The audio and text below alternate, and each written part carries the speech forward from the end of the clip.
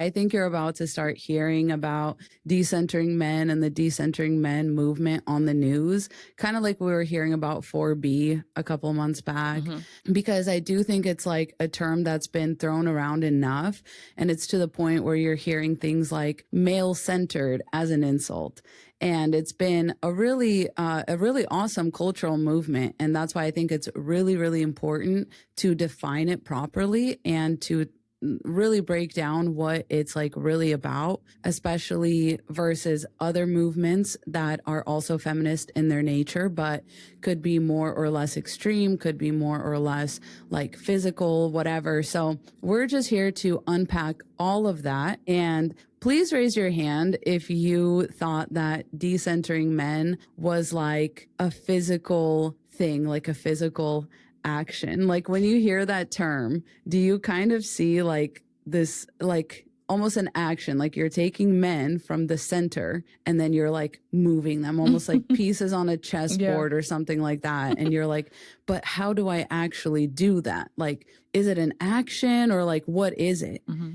And it's something I've been thinking about a lot as someone who makes that type of content, makes decentering men type content, and has recently come under attack. Like people were mad at both of us for a hot few months here very recently for being partnered. And they were like, yeah, but y'all are decentering men content creators. How come you're partnered? And like, raise your hand if you were genuinely confused by that, because I was like, what?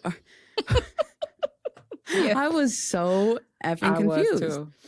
And we'll get into why that was. But and I've been thinking about it ever since and just mulling it over and over in my head. And as I was making a video like the other week, it just sort of slipped out that like decentering men is not necessarily an action. It's a result. It's an outcome. It is the outcome of feminism and like the actions that we're doing, like female liberation, really, because it even goes beyond feminism in that it's not just about rights, it's about perception as well. And like, how do we perceive men? And, you know, how do we actually change the male-centered society that we live in? Because that is the patriarchy. The patriarchy is what's male-centered. Women can be male-centered, men can be male-centered, everyone can be male-centered, because the patriarchy is feeding that to us from the top.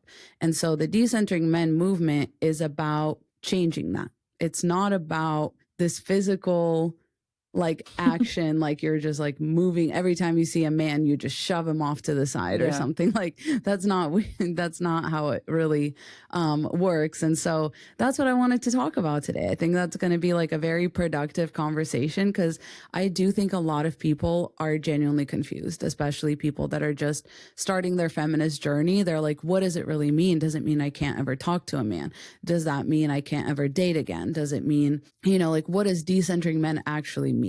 And so let's get into it. What are your initial thoughts? Like I always say, decentering men just means a man is not the center of your life.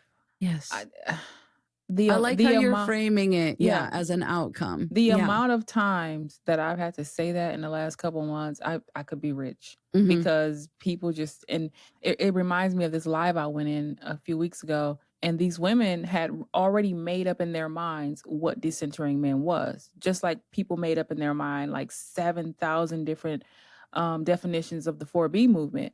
And we're like, no, it's actually just this thing. And y'all just took it and believed whatever you wanted to believe. And I was in that live trying to explain to them what it was and how simple it was. It just means that a man is not the center of your life. You can be in a relationship or you can be out of one. You can polydate or you could be married or whatever. It just means that you still have a life and you're not giving up pieces of yourself or anything of yourself to be with a man, because typically that is what the patriarchy trains women to do. Is, you know, and so women have this mindset like, oh, if I'm going to be with a man, I have to give him my all. I have to give up things. I have to be the one to sacrifice. I'm the one who has to move across the country. I'm the one who has to give up my career and have babies. And, you know, and unfortunately, I think the reason why some women don't understand that you can have a man and decenter them, it is because the way that their brains have been programmed to be in relationships is women sacrificing. And it's like, they don't believe you can be in a relationship with a man and have a happy relationship and have a happy man and not make him the center. And so it's like, you can, and if you can't, you're with the wrong man. It's really that simple.